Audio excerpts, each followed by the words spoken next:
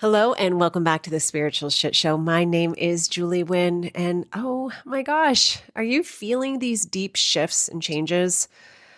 That's where I'm at. And usually when I am experiencing these things, others are too. So I hope this podcast is reaching you and you are in a state of just deep exploration, but also feeling this fire of what empowerment feels like. If you've listened to the past episode, you'll know that I opened up a massive conversation about self-abandonment because that has been what is coming in for me so clearly. And we talked about this moment where I shared with my daughter that mommy is no longer abandoning myself. And her reaction to that was so transformative. Her reaction to that was something that I definitely did not expect. And I'm just realizing how much I need to be in my wholeness, in my strength, in my knowing, so that she can be in hers.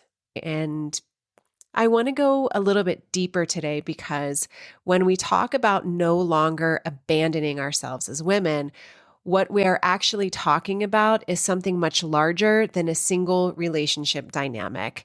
I know that this subject for my husband is very tricky because I feel like the past conversations of women empowerment come with man bashing. And this is not it at all. And I think that is why I'm so curious about this topic and how it's transforming inside of me. There's a cosmic shift, and you're hearing online a lot about the rise of the divine feminine. And my husband, again, would roll his eyes and think that this is just trendy spiritual jargon, or again, that type of feminism that goes with man bashing. Women can do it all. And that's not what this is. So together, let's take a deep breath and let's try to strip away the buzzwords and talk about what this actually means, the divine feminine, why it's happening now, and most importantly, what it is not. The divine feminine is not feminism. So let's address the elephant in the room right away. When people hear the words the divine feminine rising, their minds often jump straight towards modern feminism. But I want to offer you a different perspective today. The rising of the divine feminine is not about dominance. It is about union. It is not about standing in our rage, being bitter, or hating men. If we step into our power only to point fingers, throw stones, and scream at the masculine and the patriarchy, we aren't actually operating in our true feminine power. We are just wearing a different kind of armor. We are using wounded masculine energy to fight wounded masculine energy. And as we can see by looking at the world around us, that cycle just leaves everyone exhausted and bleeding. This is not a battle of the sexes. It's a call to heal. I want you to think about this. Where are the clear models for the divine feminine? Where are the archetypes of women who are fiercely powerful, yet deeply soft, who are unshakable in their boundaries, yet completely open-hearted? They are incredibly hard to find. And for generations, women have been told that to be successful, to be safe, and to have power, we had to mask our true essence, or we had to mask our essence in the masculine. As the masculine. We had to adopt hyper-masculine ways of being. We had to push, strive, compete, harden our edges, lock up our intuition. We thought our power lay in how well we could wear that armor. So I'm over here thinking, why aren't there clear divine feminine models for us to follow right now? And the only answer I can get is because we are being asked to be them. We are being asked to create them, to feel them, to fulfill that blueprint in real time. Never underestimate the power of a woman's love. We are sacred.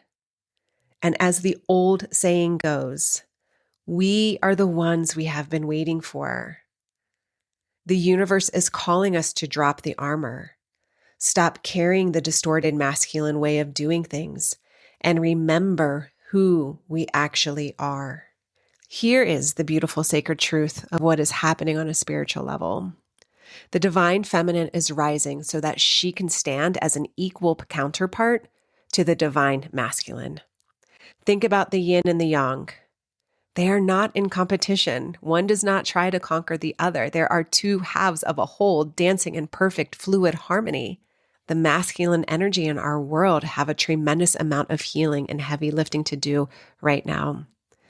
They also are carrying generations of pressure, suppression, and emotional exile. And here's the catch. They cannot meet us in a space of healing if we are still hiding behind our armor. Whew, that one makes me take a deep breath. When we abandon our boundaries, when we play small, when we pretend everything is fine while harboring quiet resentment, we deny the masculine the opportunity to step up. We deny them the chance to hold space for us, to respect us, and to meet us in our truth, our love, our intuition, and our power. This is the ultimate goal. Divine union, working together in equal, respectful, and deeply loving partnership. So my invitation to you today is, as we close this deep dive, and I'm going to continue to work on what this means for me, I want us together to look at where we are still masking. Where are we choosing bitterness over boundaries? Choosing armor over vulnerability.